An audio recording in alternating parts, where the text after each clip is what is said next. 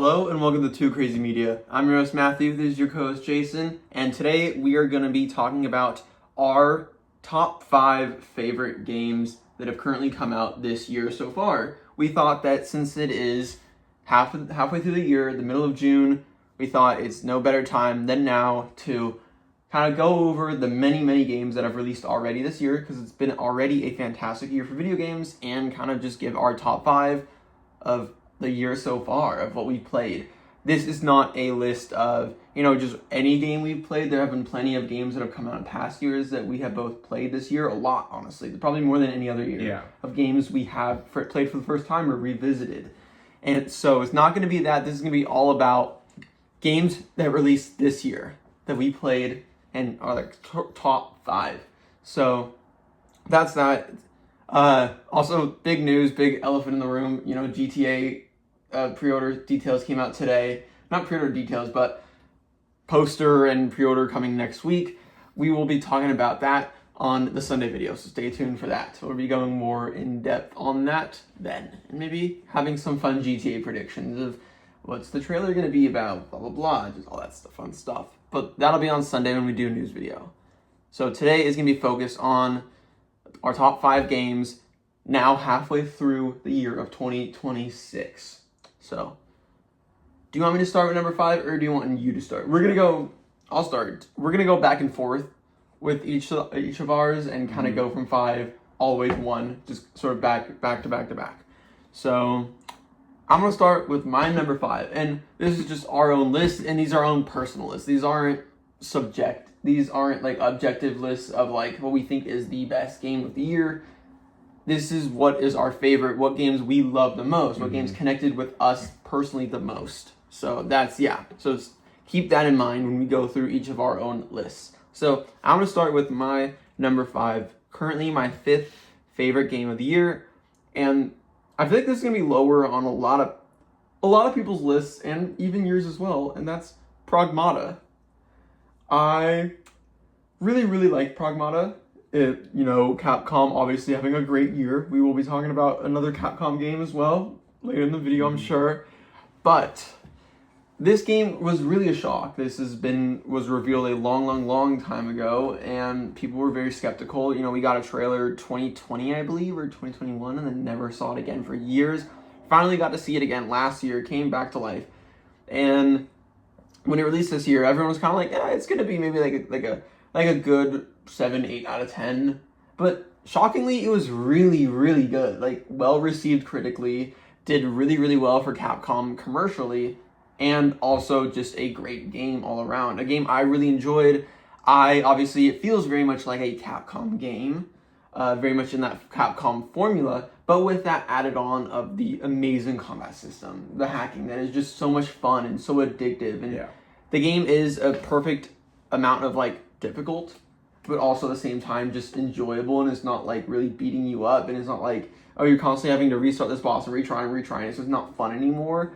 Like, at least for me, like, I didn't find this game to be that hard, maybe because I played on normal difficulty at like the hardest one possible, but like, I really enjoyed this game. This is a great game. There were some like pitfalls for me, some negatives, like the story not being that great for me, not really caring much for Hugh and Diana, especially Hugh, not really liking Hugh as a character that much, and just some other smaller things. But for the most part, it was really the gameplay that I love so much about this game. And I've played a lot of games this year. I think I looked on my full list of like the amount of games I've played, like new games I've played, and it's around like almost 10 now. I've played almost 10 brand new games this year that have come out, and most I reviewed on the channel, some I haven't. Pragmata, really good. Definitely one of the better games of the year, and I would love to see it end up on my top 10 at the end of the year. Who knows if it will. There's a lot of games coming out in the next couple months, a lot of games, and we'll see if it leaves the top 10, but it was a really good game, and I think Capcom really deserves their flowers for exploring something that isn't just like Resident Evil or Street Fighter or like one of their other big franchises, doing something new, a new IP. It's rare to see a new IP like this turn out really well and do super well, and hopefully spawn a whole series. So we'll have to wait and see. What is your top 5? So I've I played about half of the new games you played this year. Yep. I've only played 5 new games that have released this year. So, at my number 5 spot, I have Invincible Versus. Now, I'm not like a big fan of Invincible. I don't really care for the show, and I wasn't really considering. I played the beta for the game, and to be honest, I wasn't really feeling it. But then when the game came out, I wasn't intending on buying it at all. But then I saw gameplay and I watched videos and I realized that the gameplay looks extremely fun. And I was like, you know what? Let's get this because the gameplay is fun, and it was fun. I think the gameplay is extremely fun. It's pretty addicting. I think it has a pretty good roster. Okay. I don't know anything. I don't know much about like the characters or the universe or anything, but I think the roster is very interesting and fun, and a lot of the characters feel very different and fun. And the fighting is super responsive, and it's a pretty fun game. Like, I feel like I have a lot of issues with it. Like, I think the story mode is being only 1 hour long is just kind of sad. Like, I get it, it's a fighting game. You're not going for the story, nobody is. But, like, if it's going to be there, it should be over an hour long. Yeah. I do think the good thing about the game is that it is only priced at $50, which is nice. That's good. But still, I think that the game is pretty dry on content, but to be fair, that is a lot of fighting games nowadays. Like, for example, Mortal Kombat 1, which came out 3 years ago, was also pretty dry on content when it launched. So that's just kind of a fighting game issue, but this game only really has single player, like towers, or just playing locally, online, or story mode. That's pretty much it. And it hasn't changed. So that's kind of disappointing, but I still think the game is really fun. It's the one that I feel like I'm not going to revisit the most out of all mine on my list. I just feel like I'm just going to forget about. But yeah, I enjoy the game. I think it's fun. I hope that people continue to play, and I hope that they can draw me back to it, because I do think the core gameplay loop is pretty fun. No, yeah. Have they updated it since? Like, has there been any big updates? There have been patch notes, like, obviously. Okay, but like actual big content updates. New characters are coming at the end of this month. Oh jeez. Yeah, so it's been a while. Gosh. Mm-hmm. Oh, that's kind of like really takes the wind out of your sails. Mm-hmm. Oh well. Yeah. Anything else you want to say on Invincible Versus as your number 5? I mean, I think it's easily like my least favorite out of all these games. But to be fair, we're comparing a live service game to the rest of my list. Spoiler, or actually no. 3 of the other ones on my list are non-live services. And I wouldn't really count the other one as super live service. It's weird. And I'll get to that. I don't know how to define that game, but we'll get to it. And I guess the question I want to ask after every game is, do you think by the end of the year Invincible Versus will stay in your top 10? I think it depends how many games I play, more games I play throughout this year. But let's say if I play more than 10 and I like all of them, I could see it leaving.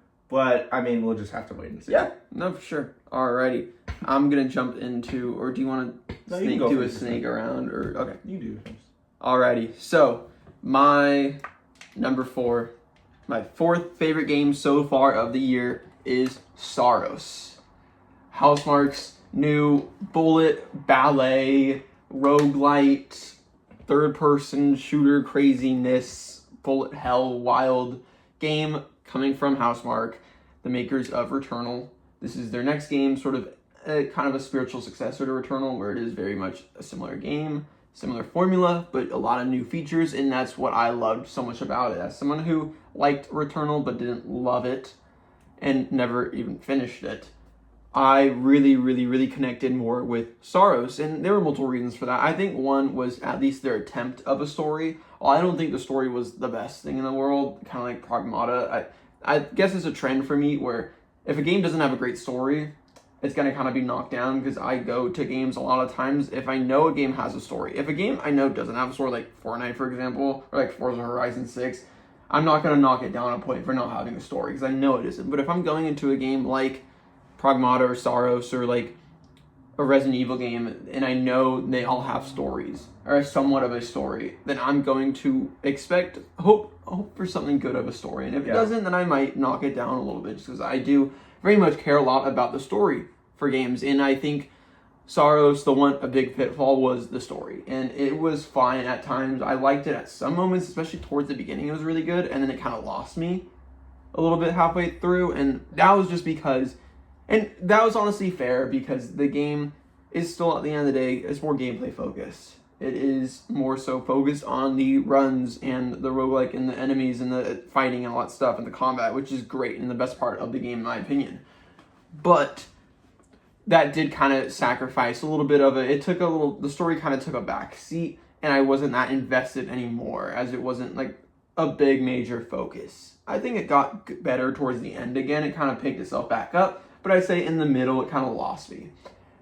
But other than that, I really, really like Saros. I think, the combat, obviously, it's Housemarque, it's the Returnal devs. There's no surprise, it's going to feel great.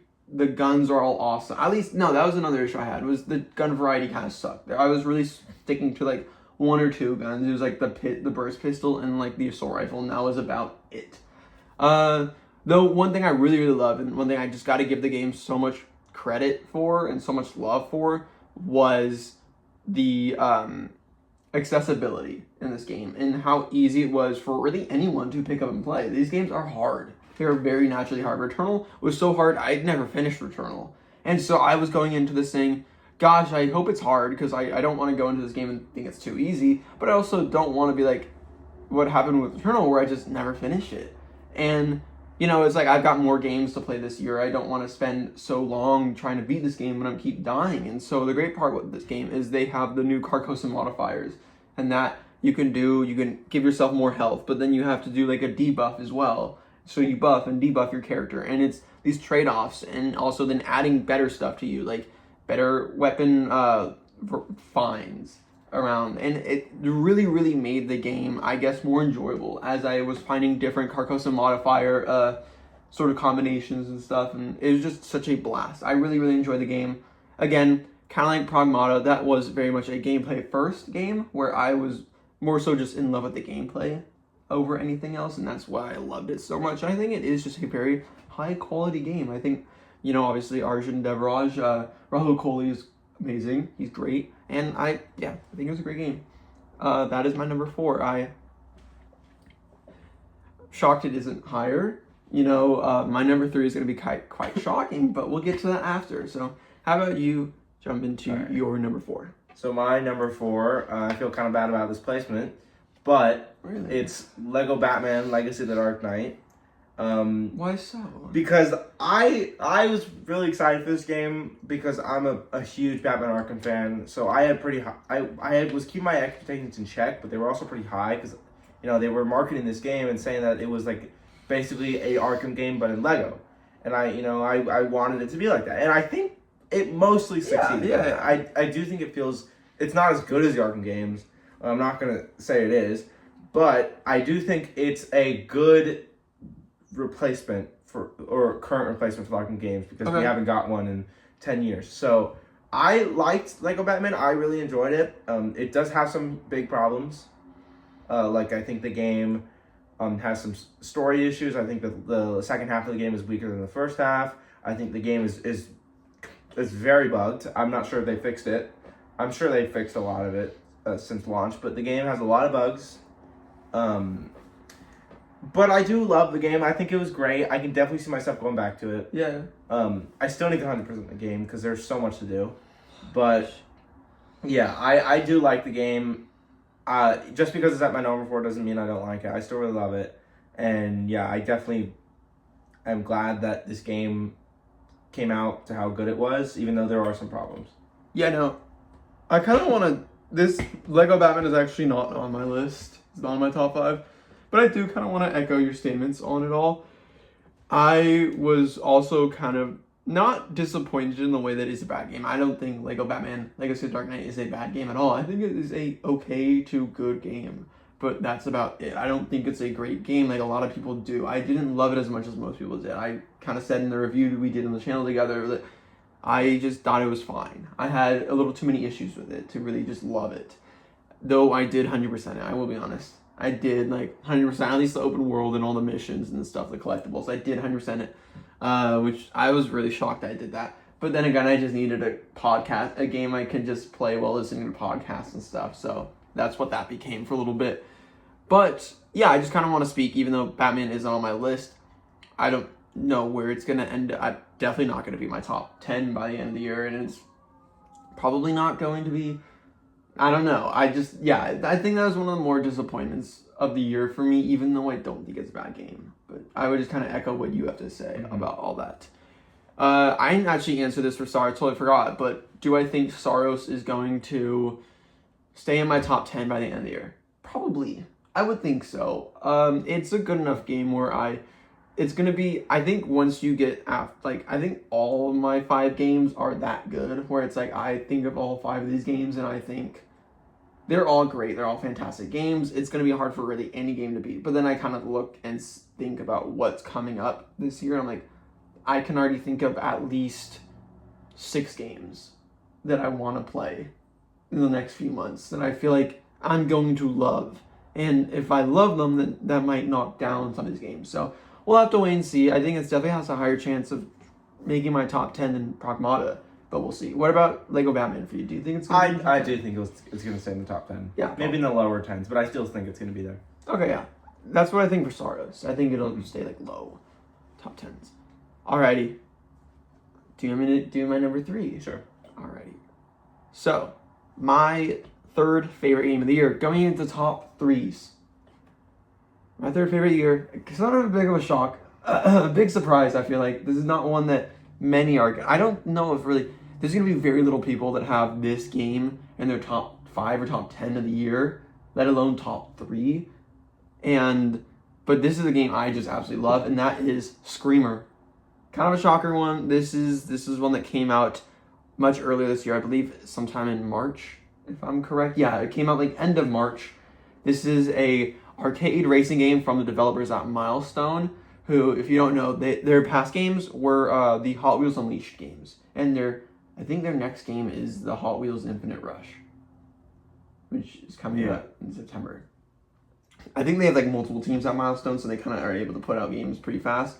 But yeah, so I loved Screamer. Obviously, this is kind of, I've been saying on this channel before, this is the renaissance, this is the year of arcade racers. We are getting so many fantastic and great arcade racers, both already released with Screamer and Forza Horizon 6, but then also coming out later this year, we got Star Wars Galactic Racers, which is looking to be a pretty fun game from what people who played it have played. They said a lot of people were like, this is my favorite game of the show. It's played great. It's really fun.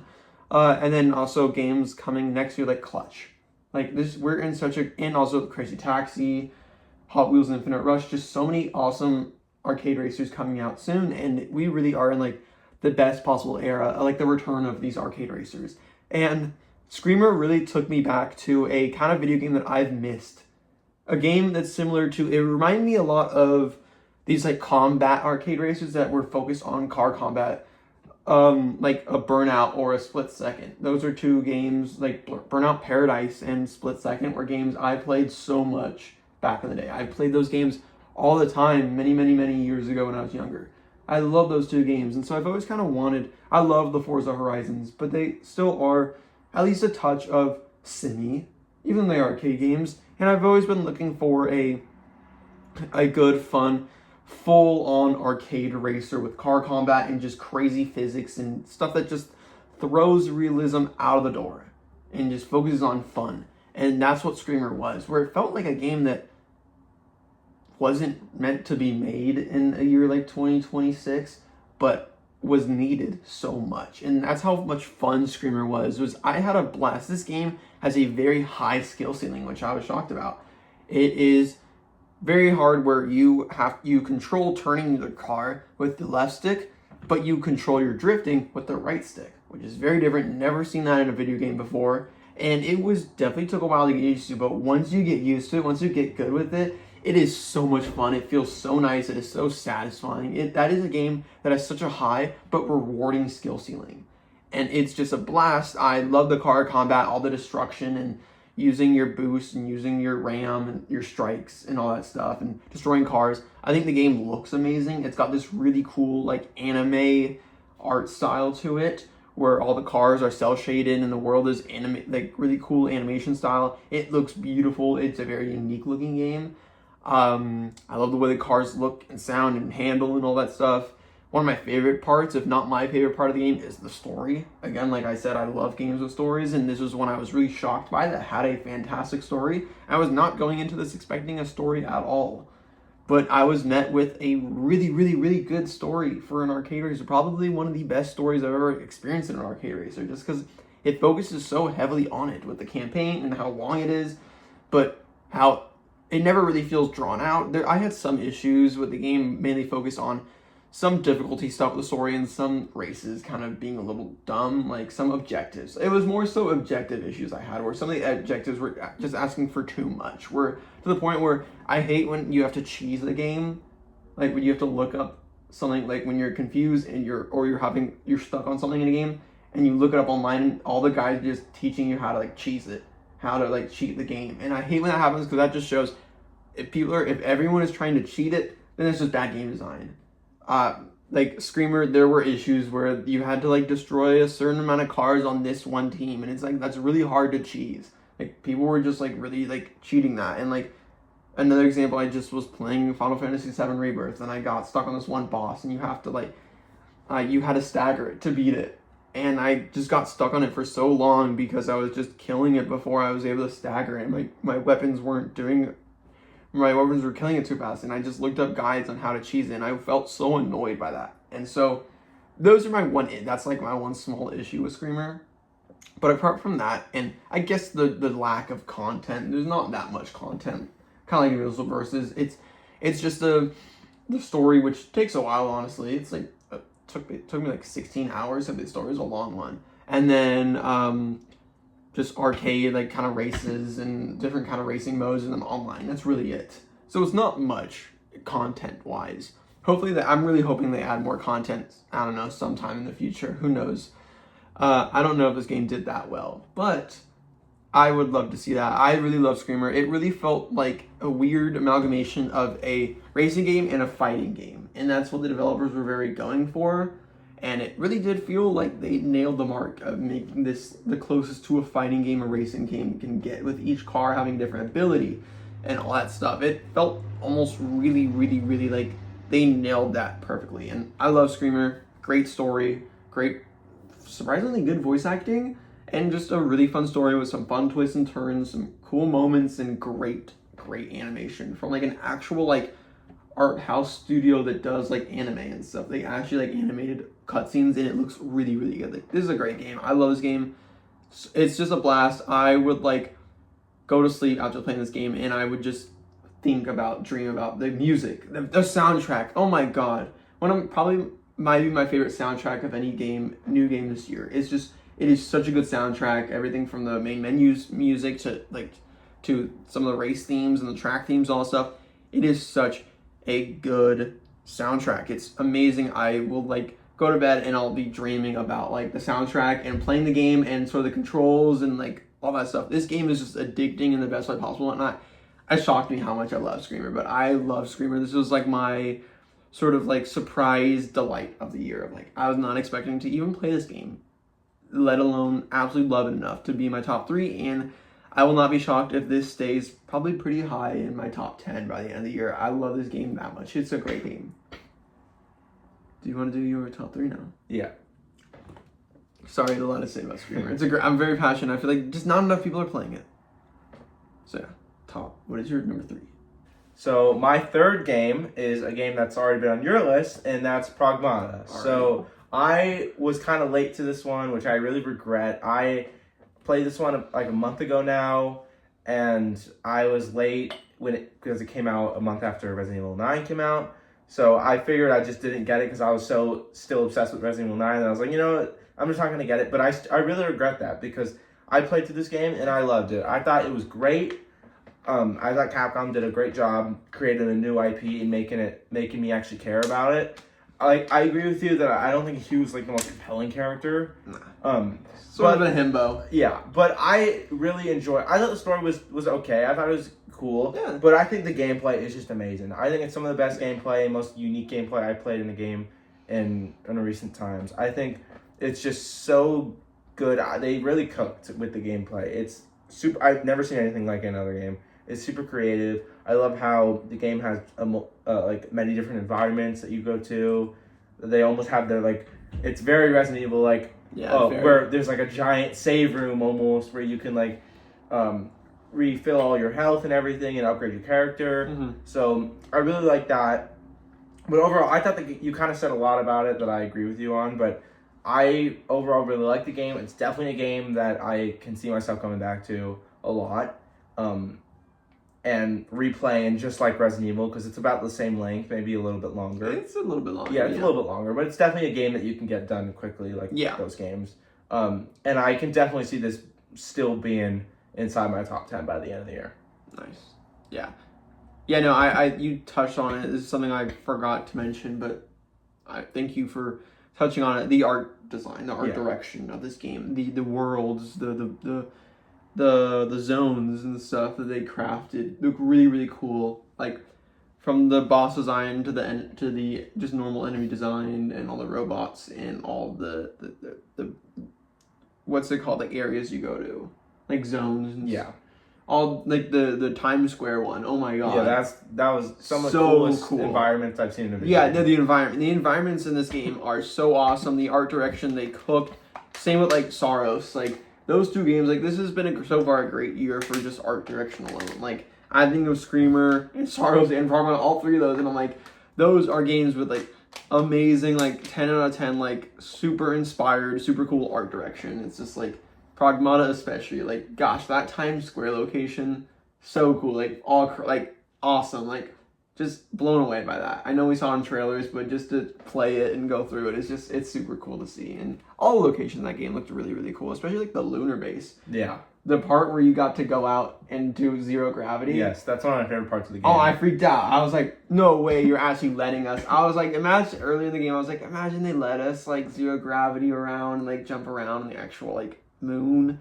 And I'm like, but there's no way. They're just not going to do that. There's not like, no, that's not this game. And then they did that. I'm like, oh my, no way. I'm like, no fucking way. I had to pause and put my controller down and just take it all in. I was like, this is awesome. So, and I thought, yeah, so that's great. So I like that it's high on your list. And that's sick. All right. Who wants to start with their top two? Do you want me to go or do you want to go? How about you take it away? So my second favorite game of the year so far is one that we just reviewed, and that is Forza Horizon 6. Now, I love this game. I think it's great. I said a lot about it in the last video, but just to summarize what I said, the game's amazing. Pretty much everything it does is great. There's only a few small problems, but they're only minor problems. The map is amazing. The game is visually stunning, one of the best looking games I've ever played.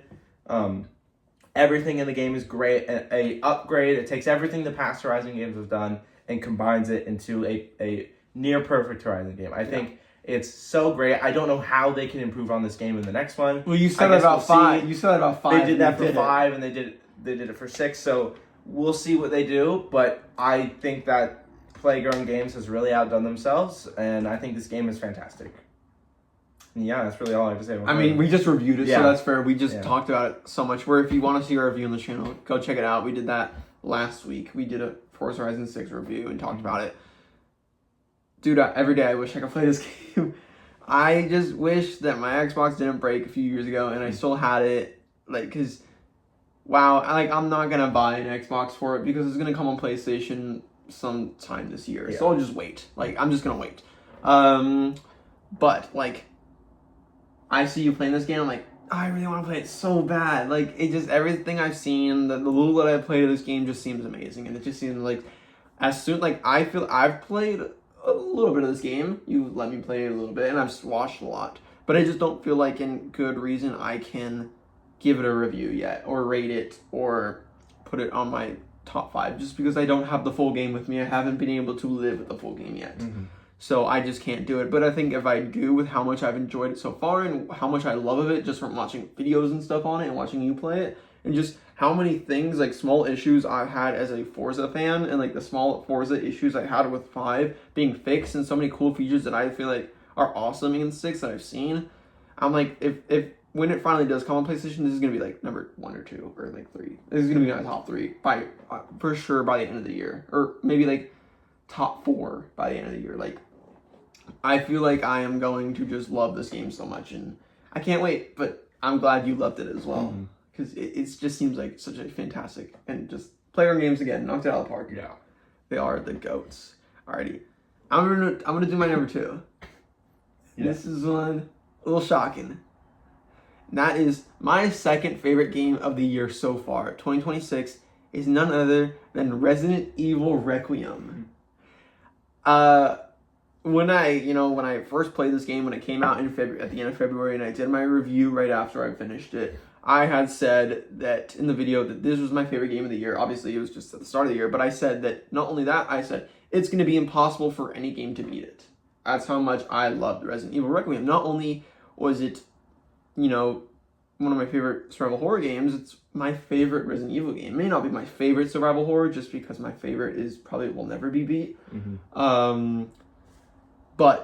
And that's Alan Wake, by the way. Alan Wake 2, great game, fantastic game. But with Requiem, I loved it so much, and I'm like, it's my favorite Resident Evil game I've ever played. I've played it about half of the Resident Evil games now. I feel like I've played a lot, and so I really do love the franchise. Not as much as you, but I still love the franchise and have a lot of love and like passion for it and all that stuff.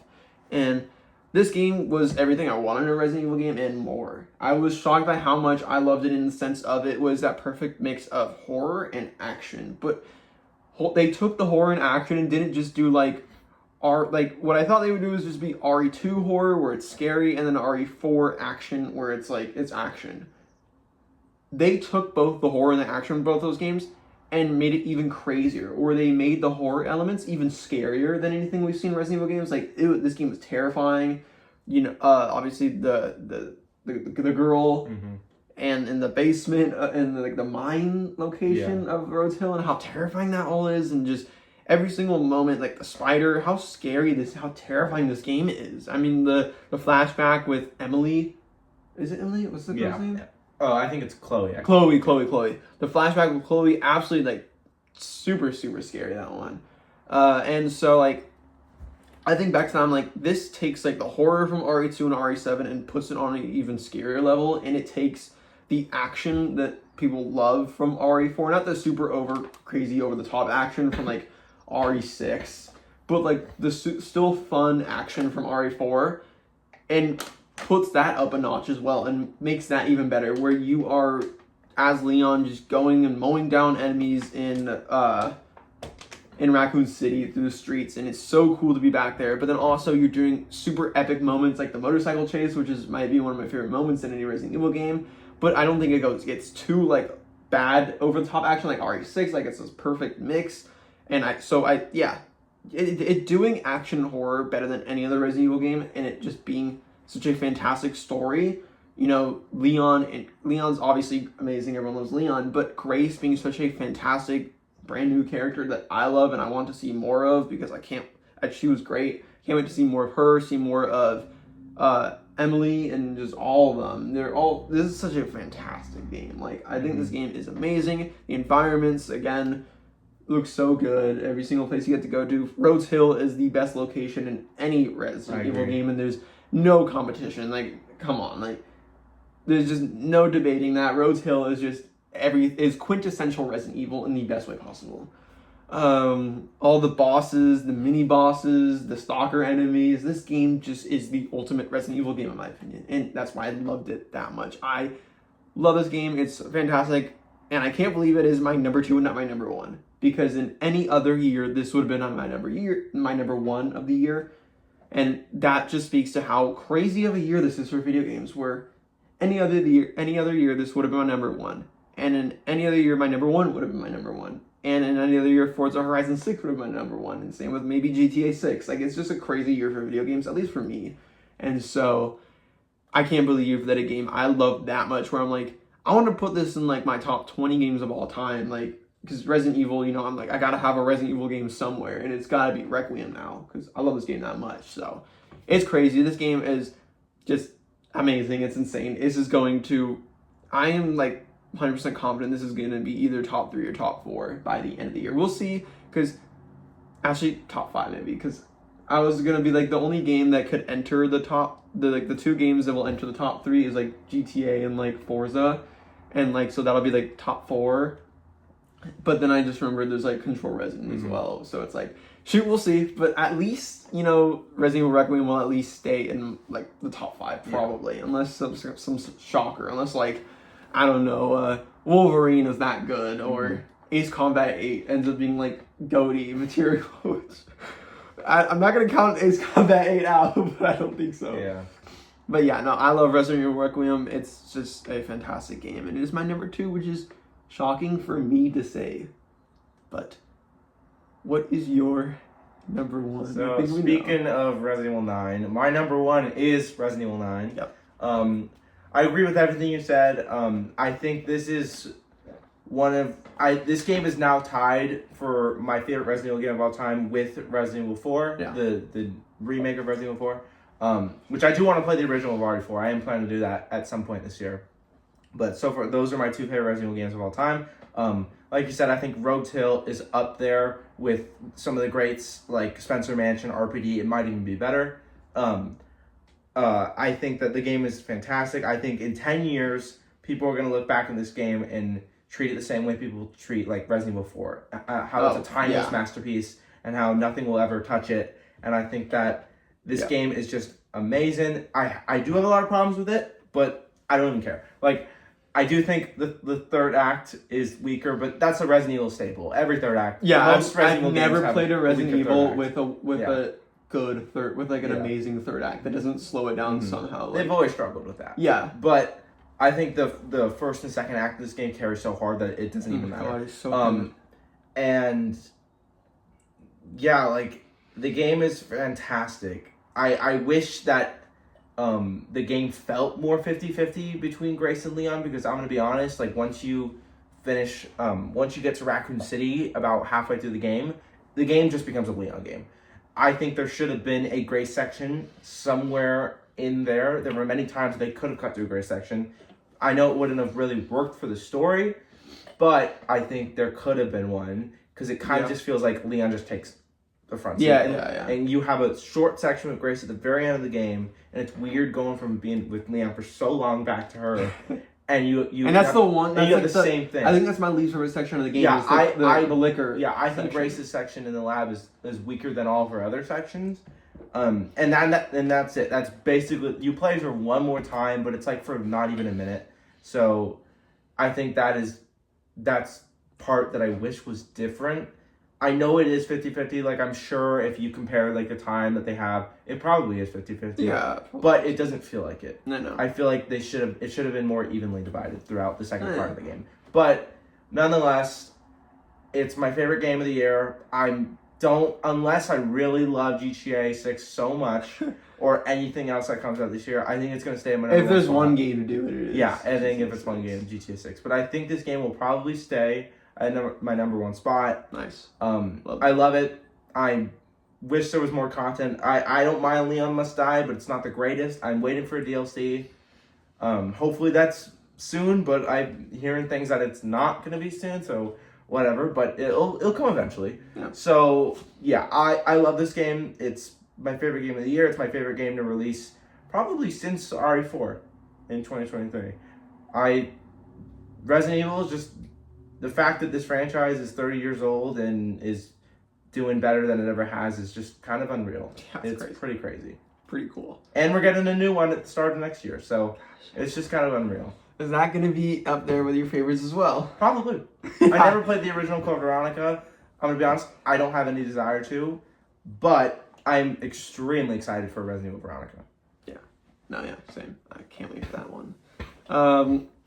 Alrighty, another thing, since we're talking about Requiem, and we just both talked about it, the combat. Come on, the best combat in any Resident Evil. Come on. I think the combat is a little bit worse than RE4, just because I think RE4 combat is like, it's not as like cool, because you really can only do one thing, like just kick. But I think that the combat, it feels a little bit more responsive. I feel like the enemy like hidden feels more responsive. The kick from Leon feels a little bit more powerful. I feel like it feels the same, if not better, in Requiem. I really like it. Like, I prefer the axe over the knife. I think most people do. Yeah.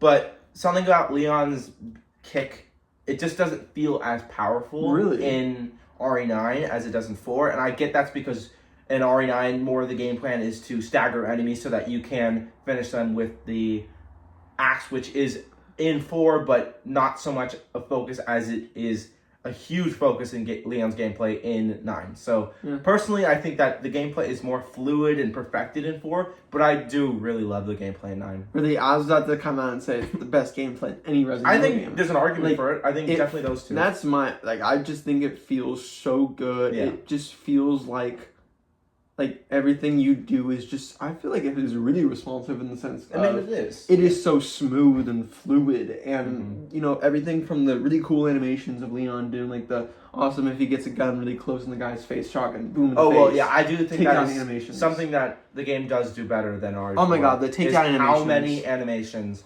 Leon has in terms of guns. Yeah, and the first one is just kicking. It's just the spin kick, and that's it. Like, yeah, it is pretty great. And I also just, in terms of Grace, I think her survival horror gameplay is perfected. It's the best in the series. I mean, I feel like everybody would agree with that. Yeah. They perfected the RE7 type style of gameplay. Oh, yeah, no, for sure. But yeah, the combat with Leon, I think the guns feel great. The gunplay feels awesome. You know, I would have said, you know, before getting to, you know, at the beginning of the year when I first finished this game, I did say, like, oh, this is, you know, the closest I ever felt to a John Wick game, which I loved. Not anymore. Yeah. Another game dethroned that I'll talk about in just a minute. But, yeah, I just think it feels so good, and it just is such a good gameplay feel, and I was just like, I'm addicted to the point of, I don't really like Leon Must Die that much. I'm not the biggest fan of it. You know that. I kind of played it for one night and then kind of just stopped playing it. But when I was playing it, the one thing I did love about it was the combat and how good, and that kept me going through it, because I'm like, this combat is just, it's so good and it's so fun to go through and through these like gauntlet and just use this combat style and using the chainsaw and all that stuff. It feels fantastic, and that's what I love about the game as well. It's just a crazy great amalgamation of everything Resident Evil and perfect. But speaking of a game that makes you feel like John Wick, my number one is my favorite game of the year so far is none other than 007 First Light. I just did a review on this game a few weeks ago on the channel, about 2 or 3 weeks ago, and I absolutely love this game. This was, you know, I went into this year talking about, you know, when I made the video on my most anticipated games of the year, this was like number 5 or something, just because I said I was really anticipated for it. But as the time went on, I was saying to myself, this is like my dream game come to life, where it's everything I want in a video game of, you know, one of my favorite games of all time is Uncharted 4. And I've always wanted a game to kind of bring me back to that, you know, Uncharted 4, like super cinematic, but also amazing game, like this action movie feel of, you are playing through an action movie and it feels amazing. It is fully focused on the story. You don't have to worry about like an open world or something, or like all that. It's a full story focus. You got crazy action set pieces like the motorcycle chase in Requiem, but also just, I wanted a mix of that and also just amazing gameplay and combat and just a good story. And I was like, this is my dream game because of that. At least before it even came out, I was saying that, like, if this game really does deliver on all that, it's going to be my dream game. And it did. It did deliver on all of everything I wanted from it. This game is amazing. This really is my dream game. The game I've always kind of wanted is 007 First Light. I obviously love James Bond. That's a movie character that I love a ton. And so when this was announced that we're getting a Bond game from IO Interactive, a studio that I love the Hitman games. I played all 3 of the recent, like the World of Assassination trilogy, and I love them. Those are amazing games in my opinion.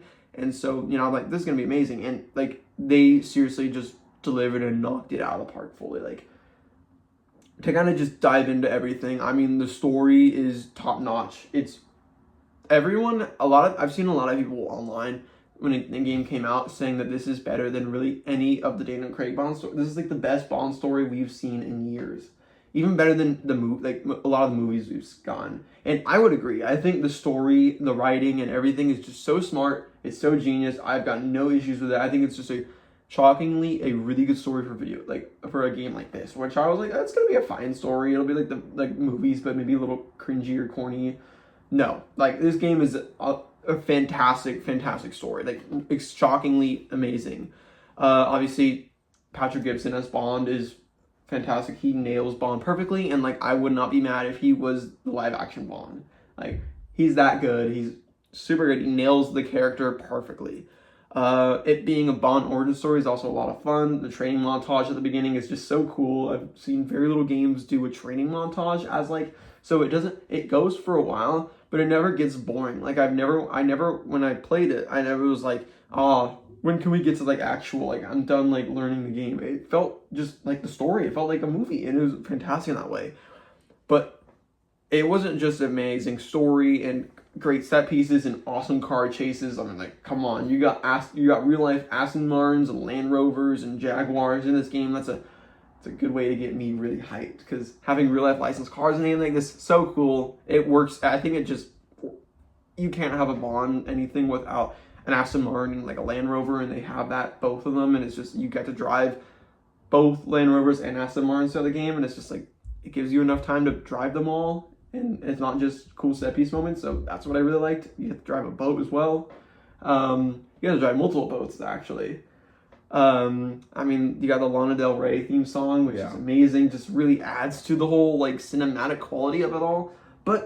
This is another game like Requiem where it's not just a story that's amazing. It's got the gameplay to boot. This is the closest a game has ever felt to John Wick, or a John Wick like fight style of it. This is my favorite combat system in any game ever. Just going around these enemies and punching them with the great punch and the great parry system, and how good it feels in my opinion, and how fluid it all looks. Like the animation, it looks so good.